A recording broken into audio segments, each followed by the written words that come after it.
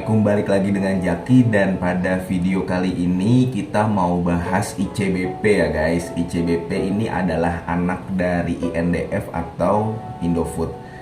ICBP sebenarnya kalau kita banyak tahu adalah dia banyak menjual mie instan. Tapi sebenarnya untuk divisinya, segmen operasinya itu ICBP nggak cuma mie instan guys. Dia juga ada produk susu, ada divisi penyedap makanan, ada divisi makanan ringan, Citato kali guys ya. Gue suka beli tuh, divisi nutrisi dan makanan khusus dan divisi minuman. Jadi sebenarnya ICBP banyak, tapi yang paling terkenal memang adalah mie instan Indomie. Dan gue juga suka makan Indomie. Nah, kita bahas ICBP-nya. Dia baru keluar laporan keuangan kuartal ketiganya guys. Dan hasilnya memang kondisinya masih menurun.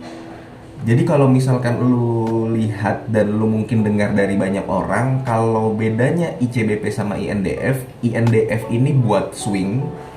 Ya, jadi dia ketika mendekati 5.000, 6.000 beli, nanti ketika udah naik ke 7.000, 8.000 jual, nanti dia turun lagi. Dia lebih ke begitu guys INDF.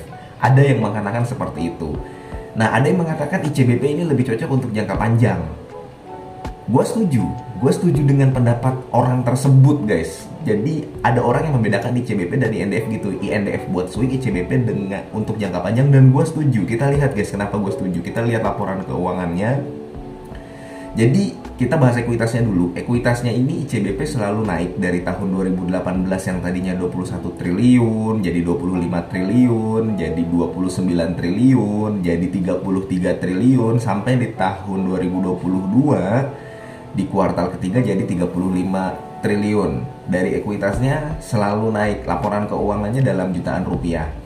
Kemudian guys, memang si ICBP ini liabilitasnya tiba-tiba meroket dari tahun 2019 ke tahun 2020. 2019 akhir dia masih 12 triliun. Kemudian di tahun 2020 dia jadi 53 triliun karena dia memang mengakuisisi si Pine Hill guys. Yang mana dia ingin ekspansi karena penjualannya, kalau misalkan dia akuisisi Pine Hill ini, memang ada proyeksi volume penjualannya meningkat. Karena untuk melakukan penjualan mie instan di wilayah-wilayah Afrika sama di wilayah Timur Tengah guys. Jadi lu kalau misalkan ke Arab ada Indomie ya itu dari situ. Nah, dan ternyata karena liabilitasnya meningkat, yang Pine Hill itu dijadikan aset tidak lancar di goodwill, sehingga asetnya juga meningkat. Asetnya ICBP yang tadinya 38 triliun di tahun 2019 menjadi 103 triliun dan naik lagi di 118, kemudian turun di tahun 2022 113 triliun. Intinya adalah yang perlu gua kasih tahu, memang ada sentimen negatif dan ada sentimen positif ketika si ICBP ini mengakuisisi Pine Hill. Sentimen positifnya adalah untuk jangka panjang berpotensi bisa meningkatkan volume produksi, bisa meningkatkan penjualan. Sentimen negatifnya ya memang jadi kurang sehat keuangannya karena hutangnya jadi besar. Kayak begitu. Nah, tapi sebenarnya akuisisi Pine Hill ini udah mulai kelihatan guys dari sisi volume penjualan. Coba lu perhatikan guys ya, di tahun 2018, 2019 lah guys. Di tahun 2019 dan 2020 nih, katakanlah di tahun 2020 penjualan di Indonesia itu 38 triliun. Di Timur Tengah dan Afrika itu 6 triliun. Kemudian di tahun 2021 dia penjualan di Indonesia 41 triliun. Penjualan ke Timur Tengah dan Afrika itu 13 triliun guys. Jadi sudah meningkat 2 kali lipatnya sebenarnya. Kemudian di tahun 2022 penjualan di Indonesia 35 triliun sampai kuartal ketiga, dan penjualan di Timur Tengah sama Afrika sudah 10 triliun sendiri. Penjualan berdasarkan lokasi pelanggan. Jadi sebenarnya setiap tahun penjualan ke Timur Tengah dan Afrika mulai ada peningkatan walaupun belum signifikan. Tapi memang kalau dibandingkan tahun 2020 yang cuma 6 triliun sudah cukup signifikan. Nah, Sekarang di mana masalahnya ICBP? Ekuitasnya naik, penjualannya naik. Kemudian dia juga akuisisi Pine Hill yang menurut gua walaupun ada negatifnya, ada positifnya juga kan. Dimana dia bisa meningkatkan volume penjualan. Masalahnya ICBP cuma satu guys, bebannya lagi besar sehingga laba bersihnya turun. Udah itu aja kalau gue melihatnya begitu guys ya. Karena lu bisa perhatikan guys, yang tadinya beban pokok penjualan di tahun 2018 cuma 26 triliun, jadi 27 triliun, jadi 29 triliun. Tiba-tiba di tahun 2021 36 triliun dan di tahun 2022 berpotensi untuk membengkak kembali. Sampai di kuartal ketiga aja sudah 32 triliun. Artinya kalau misalkan tutup buku guys, ini berpotensi bisa menjadi 40 triliun lebih kan. 42 triliunan guys, jauh meningkat dibanding di tahun 2021. Nah, karena si ICBP ini kan dia ekspor guys, dia impor. Yang impor bukan ICBP-nya, jadi dia membeli bahan-bahan impor dari ISM, Indofood Sukses Makmur kan. Dia jadi beli kayak bahan tepung, kayak bahan terigu, kemudian nanti dia olah si ICBP, kemudian dia jual. Nah, lu bisa lihat di laporan keuangannya bahwa di laporan keuangan nomor 32, ICBP sebagai kelompok usaha membeli bahan baku seperti tepung terigu dari divisi ISM Bogasari, Indofood Sukses Makmur dengan harga jual yang telah disepakati dengan ketentuan bahwa harga jual produk tidak boleh lebih tinggi dari harga jual Indofood Sukses Makmur kepada pihak ketiga. Jadi sebenarnya ICBP ini sudah mendapatkan harga yang ideal dari ISM, Indofood Sukses Makmur, di mana ISM nggak bisa menjual harga lebih tinggi dari yang ISM jual ke pihak ketiga. Artinya memang ada tantangan komoditas guys, di mana komoditasnya naik, bahan bakunya naik. Lu bisa lihat juga di laporan keuangan nomor 34. Jadi kelompok usaha dalam hal ini ICBP dia sedang menghadapi risiko harga komoditas terutama diakibatkan oleh pemberian bahan baku utama seperti tepung terigu, minyak goreng dan skim milk powder. Jadi masalahnya ICBP cuma di situ guys. Kalau menurut gua guys ya.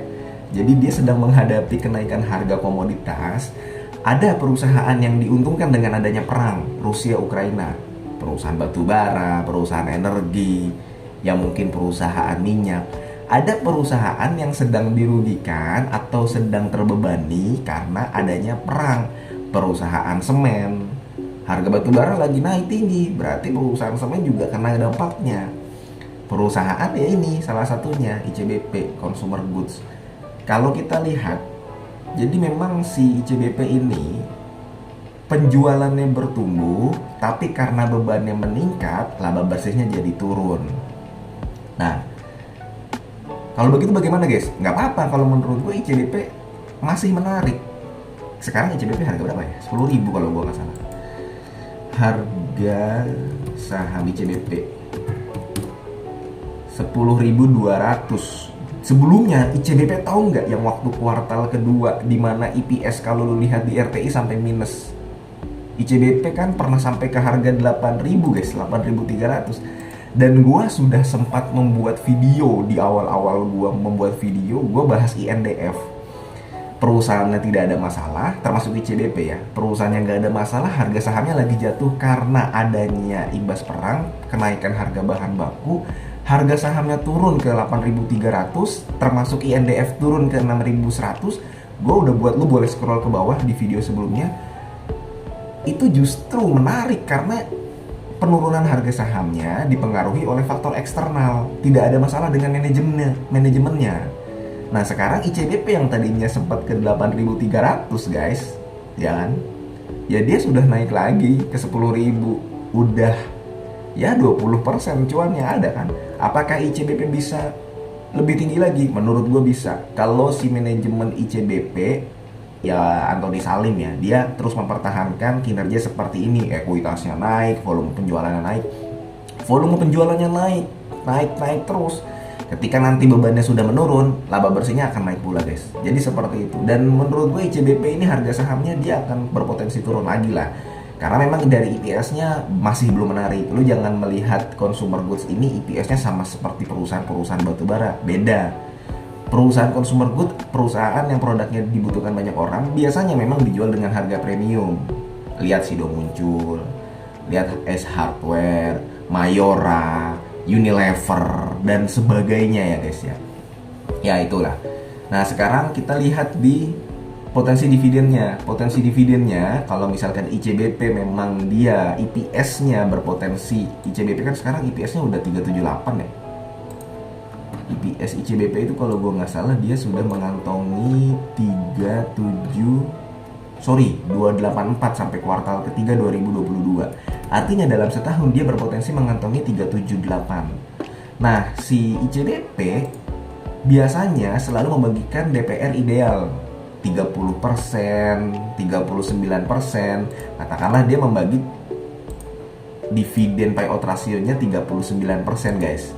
Berarti kalau kita lihat dari potensi EPS yang akan didapatkan di tahun 2022, maka dia berpotensi membagikan dividen itu per lembar adalah 147. Biasanya kan dia 215. Sekarang dia berpotensi membagikan dividen 147 guys. Ya, dividen yieldnya nggak nyampe 5% gitu guys ya. Memang masih mendingan si Sido muncul kalau dilihat dari dividen yield ya guys. Tapi menurut gua prospek ke depan ICBP masih menarik. Karena ya siapa sih orang yang nggak doyan Indomie? Kapan terakhir kali lu makan Indomie? Apalagi dia udah ekspansi ya kan. Dan memang datanya menunjukkan bahwa penjualannya meningkat. Seperti itu untuk ICBP sendiri. Dan ICBP ini memang dia dijual dengan PBV-nya kan dalam 5 tahun terakhir itu di tahun 2018 PBV-nya 5 kali, 2019 5 kali, 2020 3,7 kali, 2021 2 kali, sekarang udah balik ke 3 lagi. Rata-ratanya untuk PBV-nya adalah di angka 4 guys. Sehingga kalau misalkan PBV sekarang 3,3 ya masih rendah dibandingkan rata-rata PBV selama 5 tahun terakhir. Seperti itu guys. Jadi sekali lagi menurut gua ICBP ini masih menarik secara prospek ke depan dan secara bisnis guys. Hanya saja si ICBP sedang menghadapi tantangan kenaikan bahan baku. Udah itu aja. Ya semoga video ini bermanfaat. Mudah-mudahan lu sehat selalu sehingga kita bisa bertemu di video selanjutnya. Ini bukan ajakan jual beli ya guys ya. Wassalamualaikum warahmatullahi wabarakatuh.